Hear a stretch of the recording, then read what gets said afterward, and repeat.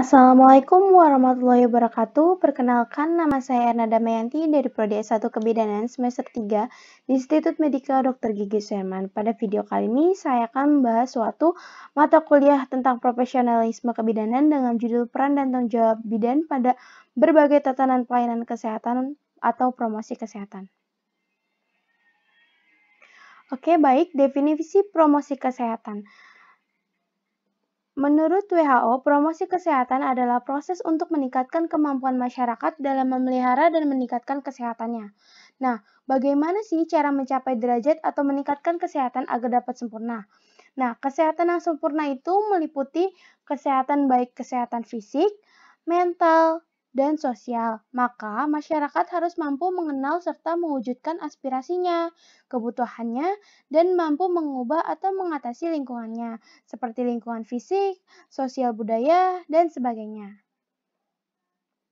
Promosi kesehatan atau health promotion adalah suatu ilmu dan seni untuk membantu masyarakat menjadikan gaya hidup mereka yang sehat optimal. Nah, kesehatan sehat optimal itu apa sih?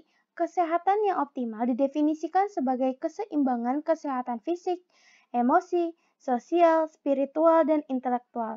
Agar promosi kesehatan dapat berjalan dengan secara sistematis, terarah, dan terencana sesuai konsep promosi kesehatan, bahwa individu dan masyarakat bukan hanya sebagai objek atau sasaran yang pasif saja, yang hanya dapat menunggu, tetapi juga sebagai pelaku. Maka sangat diperlukan pengelolaan program promosi kesehatan mulai dari pengkajian, perencanaan, penggerakan, pelaksanaan, pemantauan, dan evaluasi atau penilaian. Nah, sasaran utama promosi kesehatan tentunya kita tahu dikhususkannya kepada masyarakat, namun lebih terkhususnya kepada perilaku masyarakatnya. Nah, karena ada keterbatasan sumber daya, maka akan tidak efektif apabila upaya atau kegiatan promosi kesehatan langsung diberikan kepada masyarakat. Oleh karena itu, kita perlu dilakukan pentahapan sasaran promosi kesehatan. Jadi, ada tahapan-tahapan tertentu atau perencanaan untuk melakukan promosi kesehatan. Jadi, kayak seperti merekrut kader-kader dan mendidik atau menginformasikan kepada kader dulu, baru disampaikan kepada masyarakat, seperti itu. Selanjutnya, peran bidan dalam promosi kesehatan. Nah, di sini peran bidan yang pertama, peran sebagai advokator adalah suatu pendekatan kepada seseorang atau badan organisasi yang diduga mempunyai pengaruh terhadap keberhasilan suatu program atau kelancaran suatu kegiatan. Nah, di situ peran bidan sebagai advokator. Nah, bentuk kegiatan advokator itu apa aja sih? Yang pertama tuh ada seminar, terus ada bidan menyajikan masalah kesehatan di wilayah kerjanya. Bidan menyampaikan masalah kesehatan menggunakan media dalam bentuk lisan, artikel, berita, diskusi, atau penyampaian pendapat untuk membentuk opini publik. Selanjutnya, peran yang kedua, peran sebagai edukator, memberikan pendidikan kesehatan dan konseling dalam asuhan dan pelayanan kebidanan di setiap tatanan pelayanan kesehatan agar mampu memelihara dan meningkatkan kesehatan mereka. Nah, fungsi bidan sebagai edukator ini yang pertama itu melaksanakan pendidikan kesehatan dan konseling dalam asuhan dan pelayanan kebidanan. Terus membina kader dan kelompok masyarakat seperti yang tadi ya, untuk membina kader dan kelompok masyarakat untuk melakukan promosi kesehatan kepada masyarakat. Terus mementorship atau preceptorship bagi calon tenaga kesehatan atau bidan baru pada mahasiswa bidan, seperti itu. Terus peran bidan sebagai fasilitator. Nah, bidan mempunyai tanggung jawab untuk menciptakan, mengkondisikan iklim, kelompok harmonis, serta memfasilitasi terjadinya proses saling belajar dalam kelompok. Selanjutnya, peran bidan sebagai motivator. Upaya yang dilakukan bidan sebagai pendamping adalah menyadarkan atau mendorong kelompok untuk mengenali potensi dan masalah dan dapat mengembangkan potensinya untuk memecahkan masalah itu. Jadi, bidan memotivasi nih untuk entah tenaga kesehatan yang baru atau bidan baru untuk mendorong agar dapat mengembangkan potensinya untuk dapat memecahkan masalah-masalah tertentu gitu loh. Tentunya kan untuk pada tenaga medis, apalagi bidan ya, di sini nantinya masa depannya pasti akan menemukan masalah-masalah ya kan, entah problem dalam konseling atau problem dalam melahirkan. Nah, dari situ kita harus kembangkan potensinya. Nah, selanjutnya, tetapi dalam melaksanakan profesinya, bidan memiliki peran sebagai pelaksana, pengelola, pendidik, dan peneliti. Nah, di sini peran bidan sebagai pelaksana itu tugas-tugasnya menetapkan manajemen kebidanan kepada setiap asuhan kebidanan yang diberikan yang dapat mencakup mengkaji status kesehatan, terus menentukan diagnosis, menyusun rencana tindakan sesuai dengan masalah yang dapat dihadapi, mengevaluasi tindakan yang telah diberikan, dan lain sebagainya. Terus peran bidan sebagai pengelola, bidan memiliki dua tugas, yaitu pertama mengembangkan pelayanan dasar kesehatan. Bidan bertugas mengembangkan pelayanan dasar kesehatan, terutama pelayanan kebijakan untuk individu, keluarga, kelompok khusus, dan masyarakat di wilayah kerja dengan melibatkan masyarakat atau klien. Nah, terus untuk tugas berpartisipasi dalam tim. Bidan berpartisipasi dalam tim untuk melaksanakan program kesehatan dan sektor lain di wilayah kerjanya melalui peningkatan kemampuan dukun bayi, kader kesehatan, dan tenaga kesehatan lain yang berada di bawah bimbingan dalam wilayah kerjanya. Nah, yang ketiga ini sebagai peran pendidik. Di peran pendidik ini, bidan memiliki dua tugas juga ya, yaitu sebagai pendidikan dan penyuluhan kesehatan pada klien, memberikan pendidikan mau baik individu, keluarga, kelompok, serta masyarakat tentang penanggulangan masalah kesehatan yang khususnya berhubungan dengan kesehatan ibu, anak, dan keluarga. Oke, kita ulang, maaf. Terus membimbing kader. Nah, di sini membimbing kader, bidan melatih dan membimbing kader peserta didik kebidanan dan perawatan serta membina dukun dari wilayah di wilayah atau tempat kerjanya. Nah, yang keempat itu peran sebagai peneliti atau investigator. Di sini bidan melakukan investigasi atau penelitian terapan dalam bidang kesehatan baik secara mandiri maupun berkelompok. Nah, di sini dapat mencakup menyusun rencana pekerja pelatihan, melaksanakan investigasi sesuai dengan rencana, mengolah dan menginterpretasikan data hasil investigasi dan lain sebagainya lagi ya. Oke, lanjut sini tanggung jawab bidan di komunitas. Yang pertama itu kesehatan ibu dan anak dalam keluarga dan masyarakat. Bidan bertanggung jawab atas kesehatan ibu dan anak dalam keluarga, masyarakat, dan dalam memberikan pelayanan kesehatan harus sesuai dengan kompetensi dan kewenangannya tanpa memandang status sosial dan mengutamakan kepentingan masyarakat di atas kepentingan pribadi.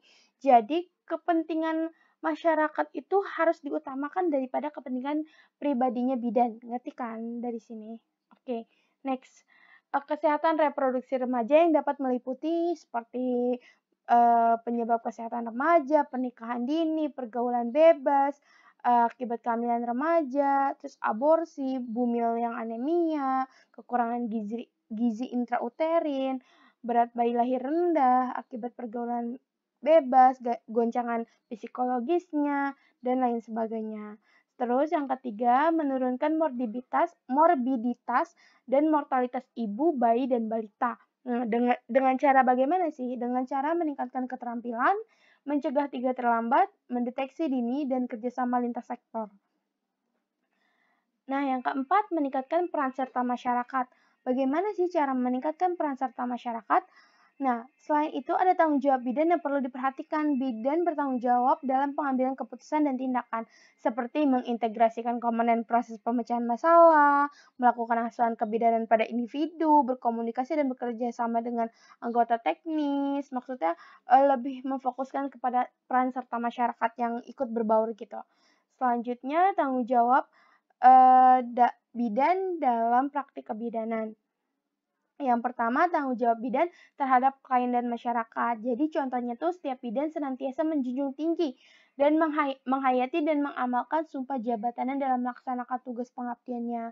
Jadi di sini juga melaksanakan tugas pengabdiannya sampai sepanjang hayat dia kan. Setelah selesai dia melakukan pendidikan kebidanan, terus memelihara citra bidan, dan senantiasa berpedoman pada peran, tugas, dan tanggung jawabnya yang sesuai. Oke, sorry.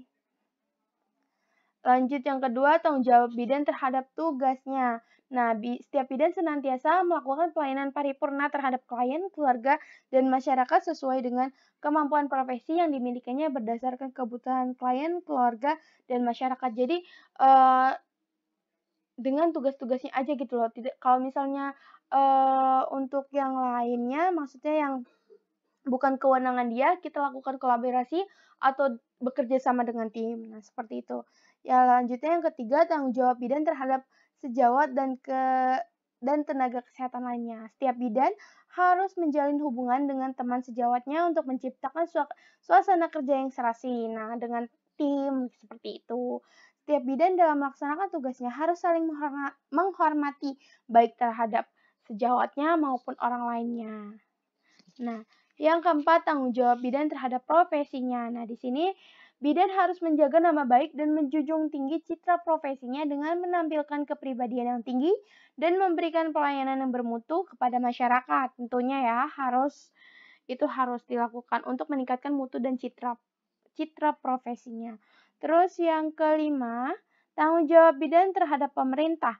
Nah, di sini setiap bidan dalam menjalankan tugasnya senantiasa melaksanakan kegiatan pemerintah dalam bidang kesehatan, khususnya dalam KIA atau KB dan kesehatan keluarga dan masyarakat. Oke, yang kelima ya. Nah, setiap bidan melalui profesinya berpartisipasi dan menyumbangkan pemikirannya kepada pemerintah untuk meningkatkan mutu jangkauan pelayanan kesehatan terutama KIA, KB, dan keluarga. Nah, yang keenam, tanggung jawab terhadap peraturan perundang-undangan.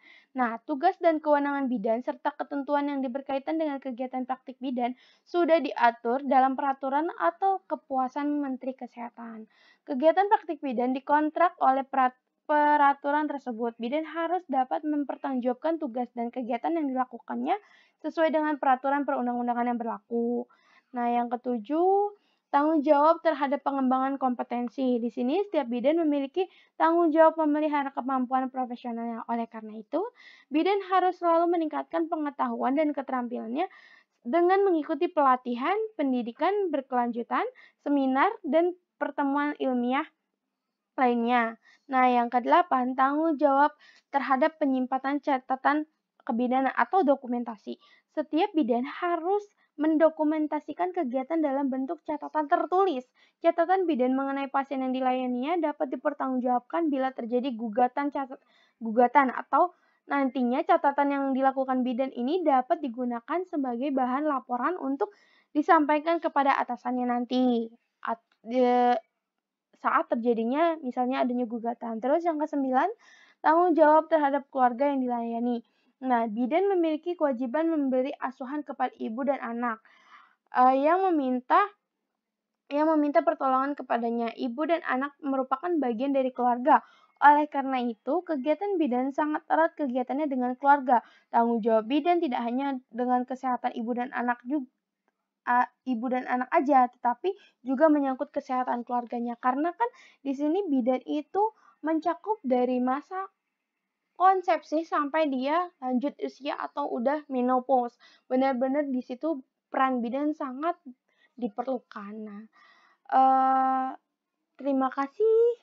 Mohon maaf jika penjelasannya kurang maksimal. Kurang lebihnya saya mohon maaf. Sekian.